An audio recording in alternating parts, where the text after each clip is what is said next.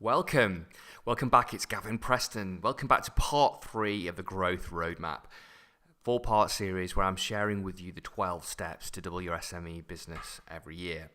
You may remember from the previous 2 webinars that everything that I'm sharing about from these 12 points maps across to our business growth model, the strategy compass. I'm not going to go into the depth around the strategy compass here, but if you would like to find out more information, either go to our YouTube channel, Gavin Preston 1, and look for the video on the strategy compass where I take you through the model, or indeed go to our website, gavinpreston.com, look for the tab, the strategy compass, and you'll find a video and a description around the strategy compass. So I'd like to recap the steps that we've covered in the previous 2 webinars. The first one, if you're about to start the journey of growth, you have to secure your foundation of growth. This maps across to the capability part of the strategy compass. First of all, cash is king, as we all know, in a business. And if a business is going to grow, growth is a thirsty process in terms of cash. So we've got to be very active around our cash flow, making sure that we're collecting money in from our customers as quickly and as effectively and promptly as possible, and that we're paying our suppliers in line with the credit terms, but we're looking to manage that cash flow very carefully. I think really good cash flow forecasting, whether you plan out using an Excel spreadsheet, the ins and the outs of your business, or using other cash flow forecasting tools, I think that's a really important discipline to have in your business. Build a cash buffer. Take a percentage of what you earn, your revenue in your business, your income, and put it into a cash reserve in a financial security pot, deposit account. The aim would be that you create really 3 to 6 months worth of operating costs of your business in readily, easily accessible cash reserves.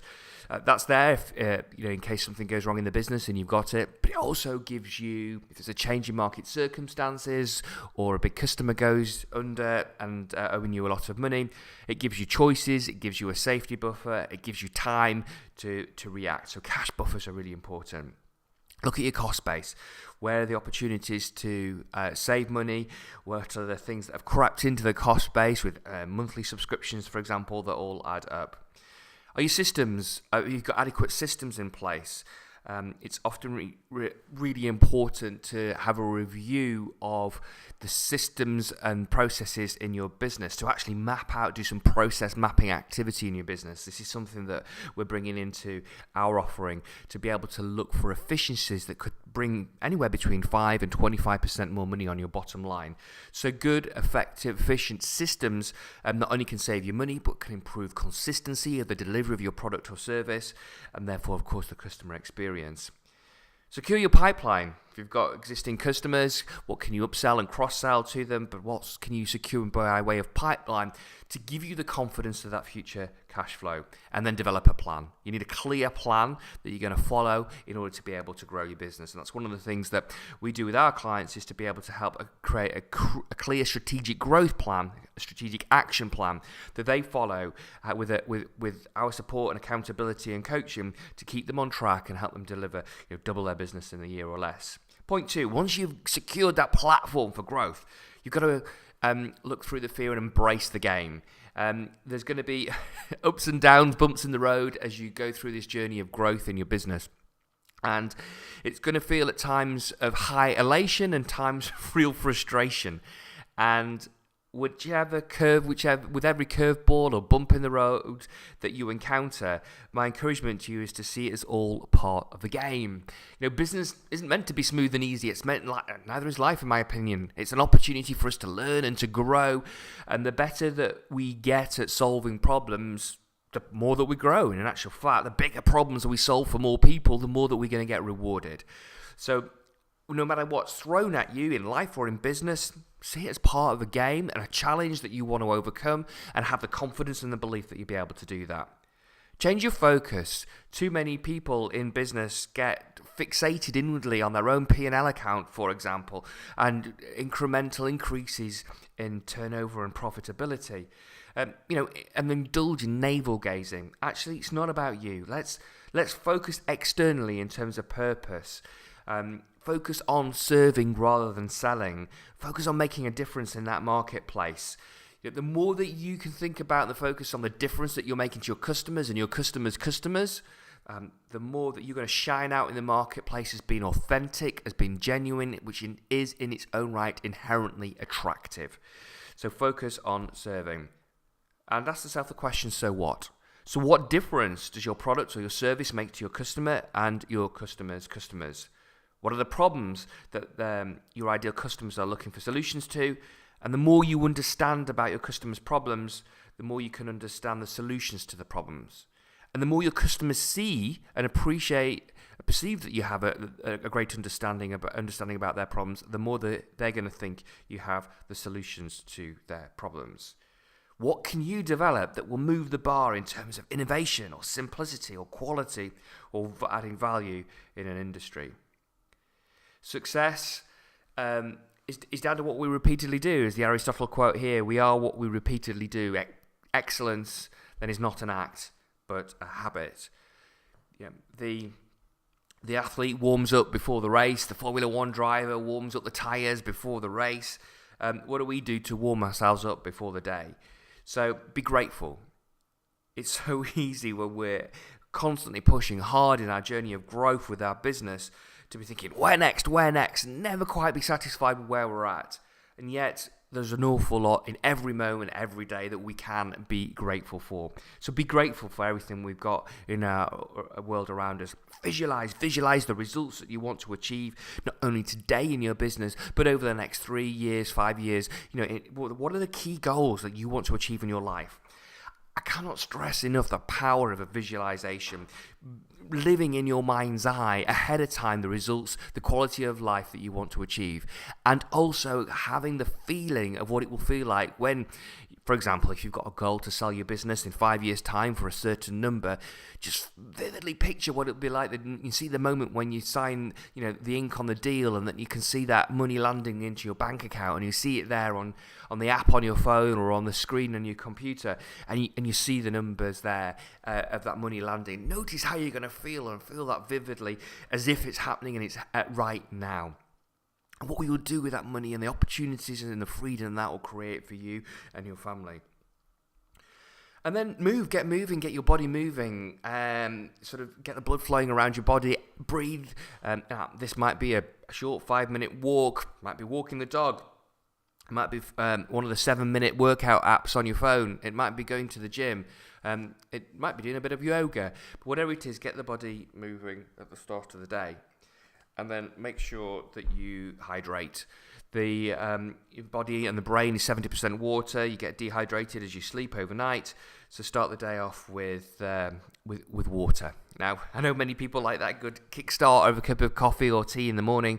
So if you're going to do that, then be sure to have a pint of water over the course in the morning. I think it's a very good practice to set yourself a target of getting a 2-litre bottle of water and get through at least one of those 2-litre bottles of water per day. Keep yourself hydrated. Too many people, when they say goals is it's quite digital. It's a 1 or it's a 0. You've either achieved your goal or you haven't achieved your goal. Well, the risk with that is if you don't achieve the goal, it can be quite demoralizing, quite demotivating. So you could set 3 levels of goals so that actually you reward progress. What's the minimum level of goal? Given your past performance or your business's past performance, what goal do you think with fairly high degree of predictability you will achieve? That's your minimum goal. A high degree of certainty that you're going to achieve that. Next is your target. That's your stretch target over and above that for you to be able to, and your teams to be able to really focus on achieving. And then O is outstanding. MTO. Outstanding goals are the ones that if you achieve this, you'll be absolutely delighted and it'll be above your expectations. Well, the great thing about setting MTO goals is that your minimum target, once you've achieved that, you get that sense of success, that elation, achievement. The team does the same. Success, of course, breeds success. So you're going to be motivated to move forward onto the other ones. Step 7, build relationships and a tribe. Your vibe attracts your tribe. So build your following. Look towards adding value to that community of people that are your ideal customers. If you're clear about who you want to serve in the marketplace and you know where they hang out online and offline, start to produce really good quality content that adds value to them. And it's really interesting that so many people have hundreds or more, thousands of friends on their social media channels, and yet they don't feel that they have connection with enough people. We can feel alone because we've got a lack of meaningful relationships. So let's look to add value. Let's look to put good out there in terms of good quality content, but also take note of the counter trend that's going on, which is good old face-to-face relationship building.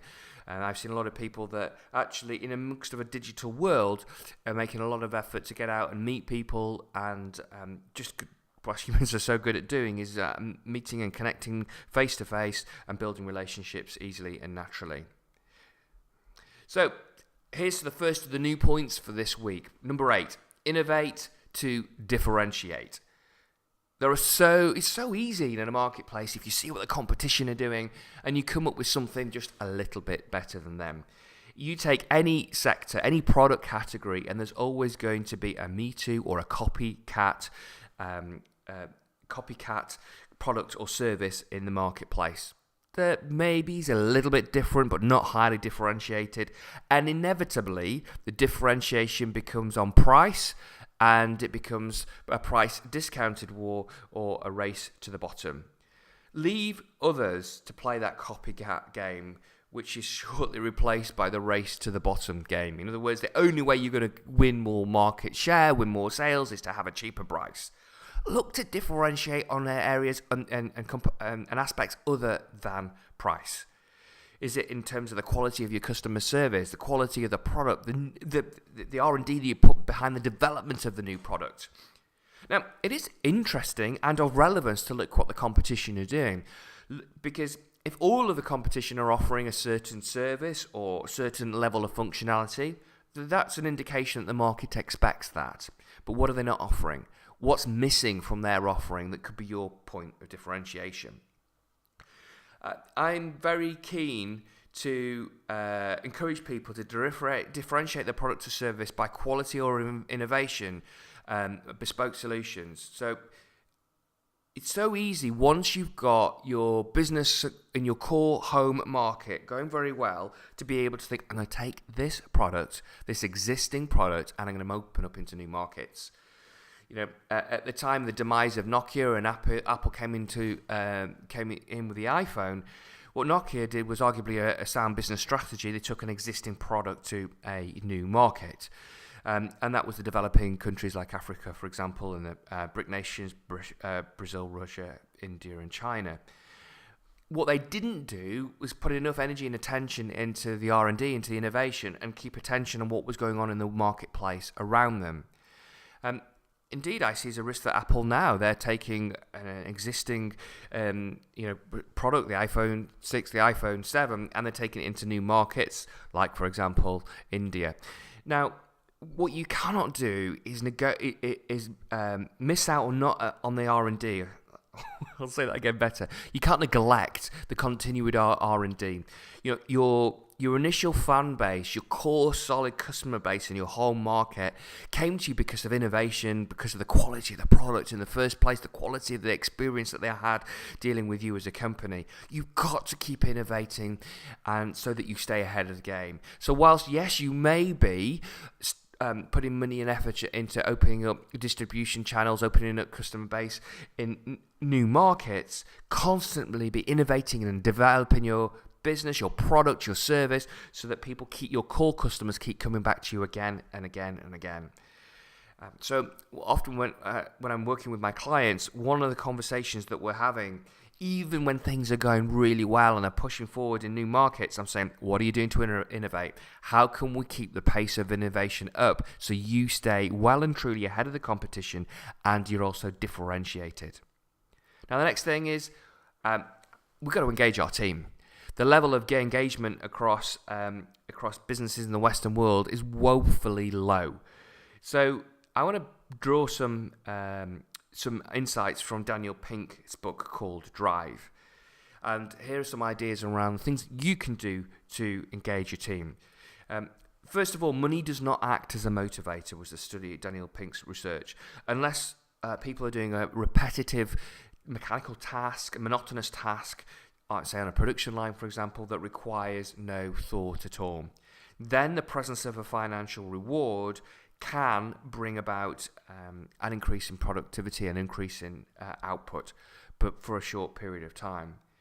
What he did find that when you need to use your brain, when there's any thought or creative aspect to it, analysis, anytime you actually really need to engage your brain, the presence of a financial reward was shown in study after study to act as a demotivator, was to actually performance dropped as a result.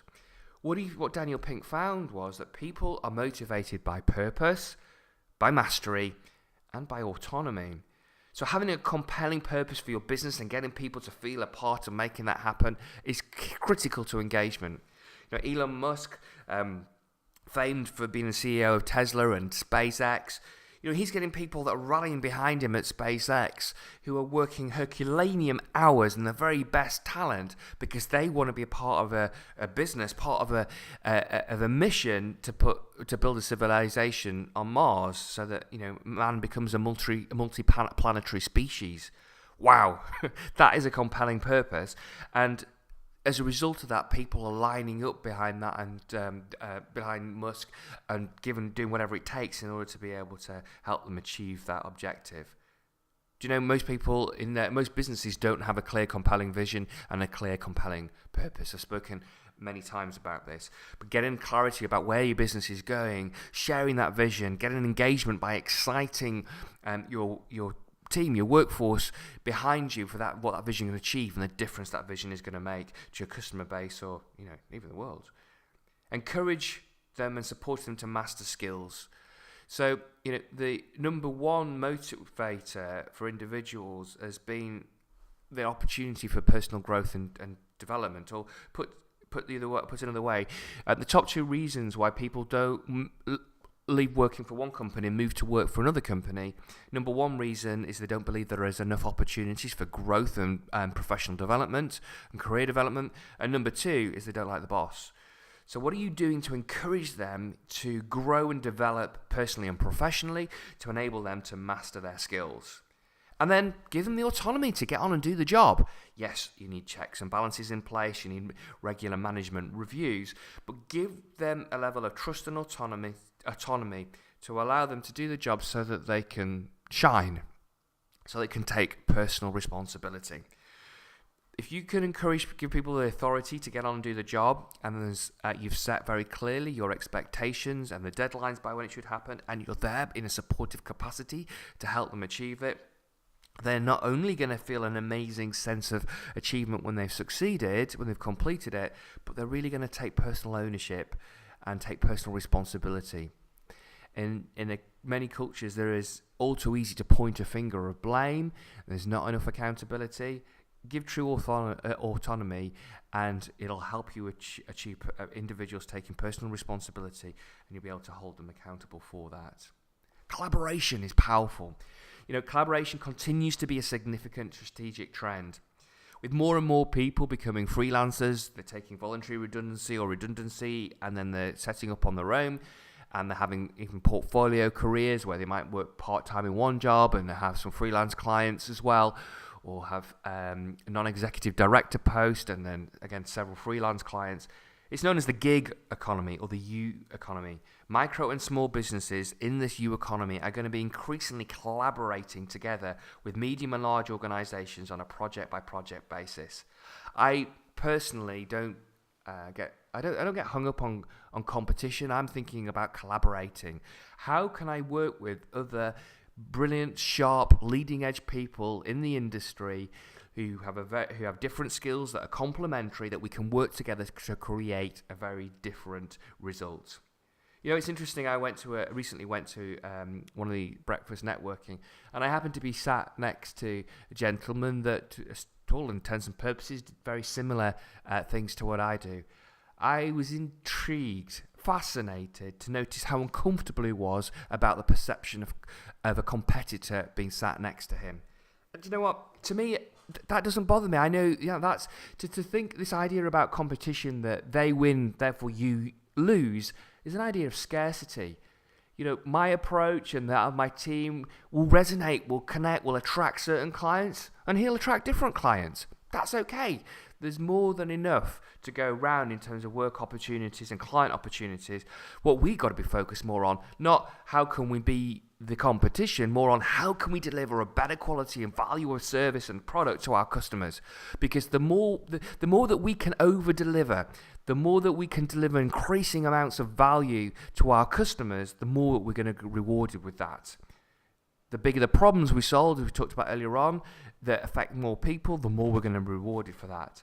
And what will help us improve the capability of and the quality of our product or our service is collaboration with other leaders in complementary skill sets and complementary capabilities to make your overall delivery of your product or service that much better. So, look so that you can collaborate with other organizations. I'd like you to imagine a triangle with three points of the triangle have brand, distribution, and product. So a really powerful strategy to grow by way of marketing is a joint venture or partnership strategy. So if you have a really good product, but what you might not have is distribution or brand, you don't have your channels to market and your brand isn't well known, then if you can find an established brand that has strong channels to market and they love your product, that it adds value to their customers, then you may be able to create an opportunity where they're prepared to introduce your product to their customers. And of course, you get the inferred trust of that brand and the relationship that brand has with the customers passed over to you and your product. So a good example, a few years back in the UK, Spotify did a joint venture with Vodafone at the point of renewal of the Vodafone customers. So when customers were coming up to point of renewal of their mobile phone contract, they were offered a Spotify premium membership at half price. So this was a win to Vodafone because they had a very viable, attractive offer to encourage customers to stay. It was a win to the customers because they got a premium level service at half the price. And of course, it was a win to Spotify because they were getting new users signing up and experiencing their services. And it was a win all round. So these joint ventures or partnership opportunities are a fantastic way of collaborating to the benefit of everybody concerned, and a very quick acceleration strategy to grow your distribution. Now, you may have, for example, great distribution yourself and great brand. You might want to go and see a source of product. Or you may have distribution product, but you want the endorsement of a powerful brand. But in other words, you can collaborate, you can partner with somebody that's got the one or two aspects of that you haven't got. Ideally, you want 2 out of the 3 because then it's a much more attractive proposition to the other party that's very established in the third one. So, just a quick recap of the 3 points today. First of all, innovate to differentiate. Secondly, engage your team. Thirdly, and then collaborate. So we've now covered 10 points of the 12. Next Thursday, I'm going to be sharing points 11 and 12 and a bonus point as well to end the process. Please do send in any Q&A that you've got ready for next week's webinar. Please send me an email to gavin@gavinpreston.com with any questions that you might have, and I'll be adding those and answering those on the webinar. I love taking live questions, answering your questions, because I want to be able to serve you to help you grow your business. If you want a private conversation with me one-on-one, then again, just drop me an email on gavin@gavinpreston.com and we'll arrange a call. I'll be only too delighted to help and support you. Just wanted to mention that we're off to a strong start. This last week's been great fun. I've done a couple of strategic planning sessions with our new W Business clients, and the week ahead I've got some more strategic planning sessions as well. So things are going fantastically well with a new cohort of people on our program. If this is something that's of interest to you, then we can integrate you within the program. We've got some exciting new additions and enhancements to the programs that's taking things to a whole new level. I walk my talk. I'm constantly looking to innovate, and even just at the end of last week, I was spending time with people to look at what we can do to really improve the offering. So if you're in a position where you want to make 2017 your best year yet, and you really want to double your business, and now whether it's double your revenue, double your pace of growth, or double your profit, then get in touch, because we would love to be able to help you to achieve that. So next Thursday at 7 o'clock, steps 11 to 12, and of course that bonus one I mentioned. And in the meantime, if you want to connect with us, look, Gavin Preston 1 on YouTube. Follow us on Facebook, Gavin Preston Growth Strategies. Twitter's at Gavin Preston. And of course, LinkedIn, Gavin Preston. I look forward to serving you and hearing for you to send your questions in, ready for next week's webinar. But in the meantime, have a great week, and I'll speak to you next week.